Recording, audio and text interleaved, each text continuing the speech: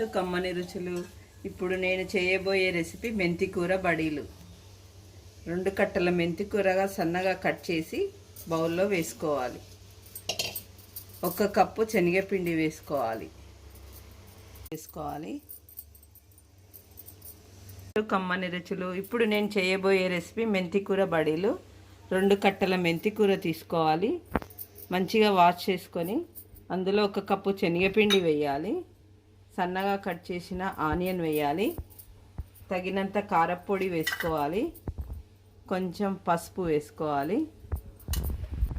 రుచికి సరిపడా సాల్ట్ వేసుకోవాలి. ఇప్పుడు కొంచెం అల్లం వెల్లుల్లి పేస్ట్ వేసుకోవాలి. కొంచెం ఆయిల్ వేసుకోవాలి. ఇప్పుడు మంచిగా మిక్స్ చేసుకోవాలి. వాటర్ పోసి మిక్స్ చేసుకోవాలి. ఇలా వాటర్ వేసి తడుపుకుంటే ఇలా గట్టిగా తడుపుకోవాలి. ఇప్పుడు బాల్స్ చేయాలి దీంతో. ఇప్పుడు స్టవ్ వెలిగించుకొని తెల్ల కడాయి పెట్టుకోవాలి. తెల్ల కడాయిలోనే చేస్తే ఇది టేస్ట్ చాలా రుచిగా ఉంటుంది. ఇందులో కొంచెం ఆయిల్ వేసుకోవాలి.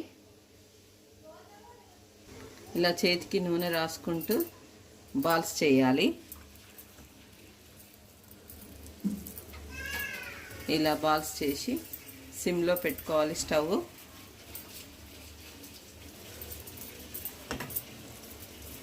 ఇలా చేయాలి.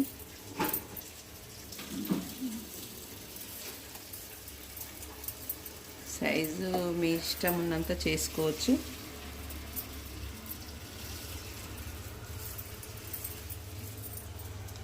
మంచిగా ఫ్రై కావాలి. ఇవి క్రిస్పీగా వస్తాయి.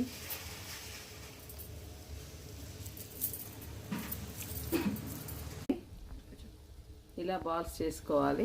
ఇప్పుడు దీనికి క్యాప్ పెట్టుకోవాలి. సిమ్లో పెట్టుకోవాలి స్టవ్.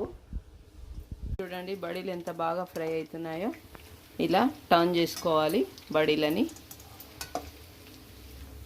వేడి అన్నంలో మెంతికూర బడీలు ఇలా కలుపుకొని మెంతి ఇలా డిప్ చేసుకొని తింటే ఎంతో అద్భుతంగా ఉంటుంది.